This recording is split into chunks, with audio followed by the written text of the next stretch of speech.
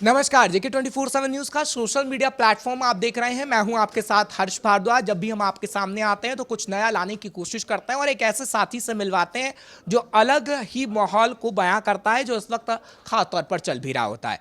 चुनावों का वक्त है, कई राज्यों के अंदर विधानसभा चुनाव हो रहे हैं, लोकसभा चुनाव भी नजदीक है और चुनावों के वक्त में जाति की बात ना हो, धर्म की बात ना हो, ऐसा हो नहीं सकता। अभी कर्नाटक का चुनाव है, आप देख रहे हैं कैसे लिंगायत और कई अन्य समुदायों का जिक्र हो रहा है। तो लोकसभा चुनाव में भी आप तैयार रहिए कि जाति की बात तो होगी और जाति बिना किसी भी चुनाव की कल्पना करना संभव नहीं के बराबर है। फिलहाल इसी को आज हम बयां करेंगे एक पंक्ति के जरिए, जो कहीं ना कहीं आपको बेहद अच्छी भी लग सकती है, कुछ बुरी भी लग सकती है, क्योंकि राजनेता नहीं मानते। राजनेता धर्म का नाम लेते हैं, वोट बटोरने का काम करते हैं, लेकिन इस देश के अंदर आपसी सद्भाव से सभी लोग रहते हैं। लेकिन जनता को ये जताने की कोशिश की जाती है कि मैं आपके धर्म का हूं, मैं आपके धर्म का हूं, आप मुझे ही वोट दीजिएगा। खैर, आप लोग तो समझदार हैं, आप ये समझिएगा। लेकिन कुछ पंक्तियां आपके सामने रखते हैं और बताते हैं कि नेता साहब किस तरीके से धर्म के नाम पर वोट मांगने की कोशिश करते हैं, जाति की बात करते हैं।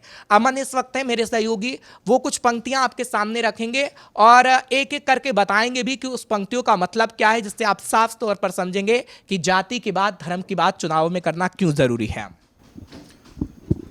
ये जो पर्टिकुलर कविता है, टाइटल है तमाशा, अशोक चक्रधर ने लिखी है और इस परिप्रेक्ष्य में बिल्कुल सटीक बैठती है। कविता कुछ इस तरीके से है कि अब मैं आपको कोई कविता नहीं सुनाता, अब मैं आपको कोई कविता नहीं सुनाता, एक तमाशा दिखाता हूँ और आप सभी के सामने एक मजमा लगाता हूँ। ये तमाशा कविता से बहुत दूर है, दिखाऊं साहब मंजूर है। कविता सुनने वालों ये मत कहना कि कवि होकर मजमा लगा रहा है और कविता सुनाने की बजाय यूं ही बहला रहा है। दरअसल एक तो पापी पेट का सवाल है और दूसरे देश का दोस्तों ये हाल है कि कवि आज फिर से एक बार मजमा लगाने को मजबूर है, तो दिखाऊं साहब मंजूर है। बोलिए जनाब, बोलिए हुजूर, तमाशा देखना मंजूर। वेरी गुड, थैंक यू, धन्यवाद, शुक्रिया, आपने हाँ कही, बहुत अच्छा किया। आप बहुत अच्छे लोग हैं, बहुत अच्छे श्रोता हैं और बाय द वे तमाशबीन भी खूब हैं। देखिए मेरे हाथ में ये 3 टेस्ट ट्यूब हैं। कहाँ हैं? गौर से देखिए, ध्यान से देखिए, मन की आंखों से, कल्पना की पांखों से देखिए। क्या कहा? उंगलियां हैं? नहीं नहीं, टेस्ट ट्यूब है ने उंगलियां मत कहिए। तमाशा देखते वक्त दरिया दिल रहिए। आप मेरे श्रोता हैं, रहनुमा हैं, सुहाग हैं, मेरे महबूब हैं। अब बताइए ये क्या है? 3 टेस्ट ट्यूब हैं। चलिए, आपने ये तो बता दिया। खैर छोड़िए भाई साहब, अपना ध्यान इधर मोड़िए। चलिए मुद्दे पर आता हूँ। पहले तो आप ये जानना चाहेंगे कि इन टेस्ट ट्यूब में है क्या, तो अब बताइए इनमें क्या है। बताइए बताइए इनमें क्या है। अरे आपको क्या हो गया है? टेस्ट ट्यूब दिखती है, अंदर का माल नहीं दिखता है, आपके भोलेपन में भी अधिकता है। खैर छोड़िए भाई साहब, अपना ध्यान इधर मोड़िए। चलिए मुद्दे पर आता हूँ, मैं ही बताता हूँ इनमें खून है। हाँ भाई साहब, हाँ बिरादर, हाँ माई बाप, हाँ गॉडफादर, इनमें खून है। पहली में हिंदू का, दूसरी में मुसलमान का, तीसरी में सिख का खून है। और हिंदू मुसलमान में तो आजकल बड़ा ही जुनून है। आप में से जो भी इनका फ़र्क बताएगा, मेरा आज का पारिश्रमिक ले जाएगा। हर किसी को बोलने की आज़ादी है, खरा खेल फ़र्क बताएगा, ना जालसाजी है ना धोखा है। ले जाइए पूरा पैसा, ले जाइए जनाब, मौका है। फ़र्क बताइए, तीनों में अंतर क्या है, अपना तर्क बताइए और एक कवि का पारिश्रमिक ले जाइए। अरे आप बताइए ब्लैक कोट पैंट वाले साहब, मेरे इधर सारे साथी जनाब। अरे आप बताइए, आपकी तो दाढ़ी भी है और बाहर खड़ी हमारी गाड़ी भी है। अरे ओ श्रीमान जी, आपका ध्यान किधर है? इधर देखिए, तमाशे वाला तो इधर है। हाँ तो दोस्तों, फ़र्क है, ज़रूर इनमें फ़र्क है, तभी तो समाज का बेड़ा गर्क है। रगों में शांत नहीं रहता है, उबलता है, धधकता है, फूट पड़ता है, सड़कों पर बहता है।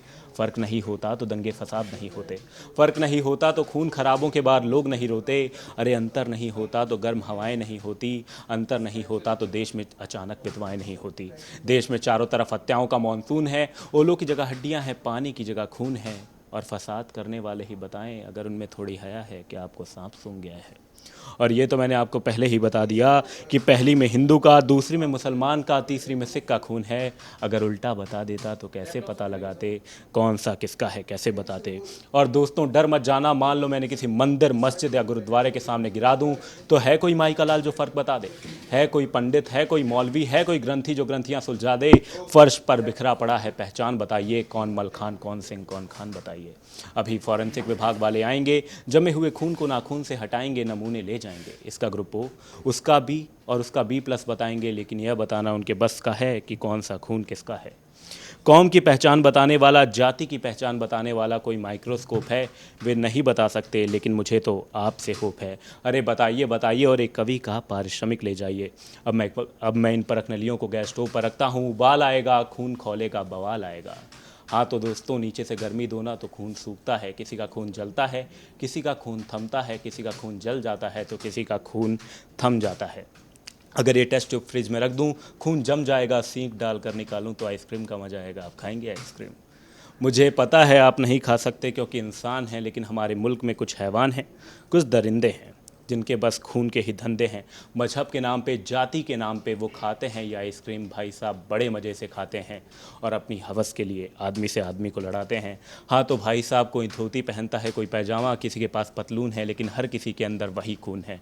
साड़ी में माँ जी, सलवार में बहन जी, बुरके में खातून हैं, लेकिन हर किसी के अंदर वही खून है। तो फिर क्यों अलग विधेयक, क्यों अलग कानून है? खैर छोड़िए, आप तो खून का फ़र्क बताइए, अंतर क्या है अपना तर्क बताइए। क्या पहला पीला, दूसरा हरा, तीसरा नीला है? जिससे पूछो वो यही कहता है कि सबके अंदर वही लाल रंग बहता है। और यही इस तमाशे की टेक है कि रगों में रहता हो या सड़कों पर बहता हो, लहू का रंग एक है। मजहब, जात, बिरादरी और ख़ानदान भूल जाएं, खूनदान पहचाने के किस ख़ानदान के हैं, इंसान के हैं कि हैवान के हैं। और इस तमाशे वाले की अंतिम इच्छा यही है कि खून सड़कों पर ना बहे, वह तो धमनियों में दौड़े और रगों में रहे। खून सड़कों पर ना बहे, सड़कों पर ना बहे, सड़कों पर ना बहे। धन्यवाद।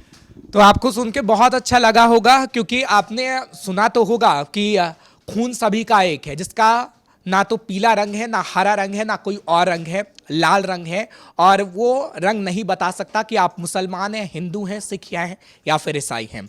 और यही पंक्तियों के जरिए अमन पिरोने की कोशिश कर रहे थे और आपको बताने की कोशिश कर रहे थे।